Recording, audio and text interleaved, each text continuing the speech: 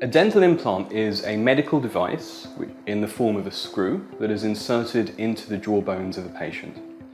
The purpose of the implant is to support either an extra tooth or a bridge or a removable denture. But the implant is basically the screw. It's made of either titanium or an alloy mixed with titanium, or it can be made of a material called zirconia.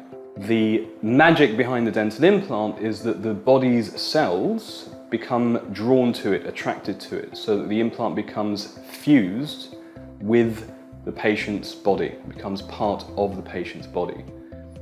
Then you can hang anything off of it, as long as it's working and it's kept healthy.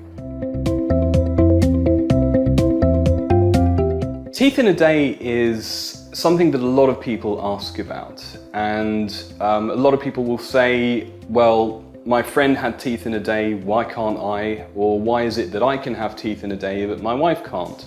And teeth in a day is something that exists. It is very possible to take out a tooth, insert a dental implant and attach a brand new tooth to it immediately.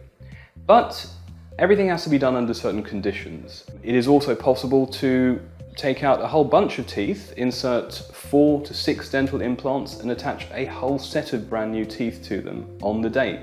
So a lot of people will walk in at say 9 AM and leave by 2 or 3 PM with a brand new set of teeth.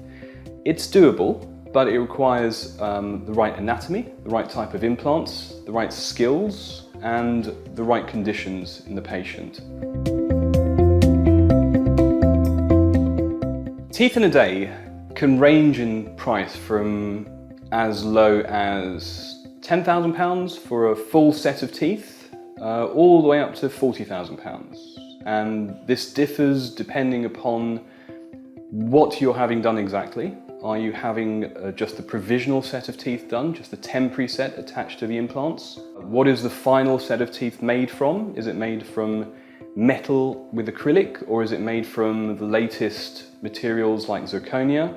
Who's doing the treatment? How many implants? Where is it being done? And what laboratories are involved? Because laboratories vary in their costs and their prices a lot.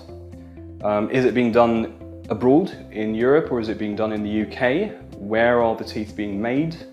Is the technician attending on the day? And how experienced is the surgeon? How much planning went into it? So it varies a lot depending on many factors.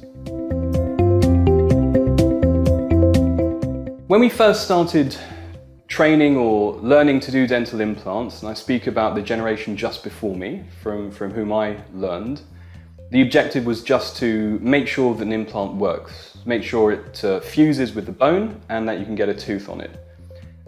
Little thought, or not a lot of thought, was given to how to make it last the longest possible.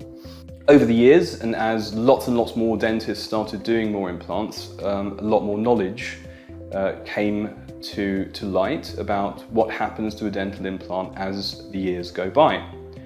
And it was found that things like adding a little bit of extra bone material around a dental implant can help promote the longer life of the implant.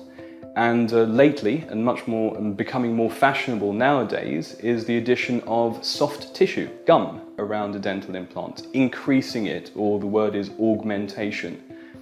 The idea is to increase the amount of supporting tissue around a dental implant so that, as the years go by, there's less risk of it getting infection from bacteria or losing bone due to overuse.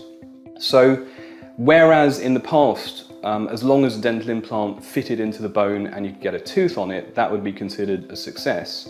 Nowadays, we're looking at how good it looks, how much bone is around it, and how much soft tissue is around it, so that we can make sure that it lasts for a much longer time. And it takes an implants dentist who keeps up with the times and trains a lot, goes on courses, refresher courses, update courses, learns new skills as you go along, so that these factors can be taken into account and the lifespan of the implant can be increased. A large part of it also is about how the dental team, the dentist, the nurses, the hygienists, help the patient to understand what they have in their mouths and how to look after them. So it's not just about placing a dental implant, doing lots of fancy surgery and beautiful cosmetics and then sending the patient off. It's about keeping in touch with the patient, showing them how to look after their implants and helping them to identify if a problem occurs, when to come back to us. Finding a dentist to provide you with dental implants can be confusing.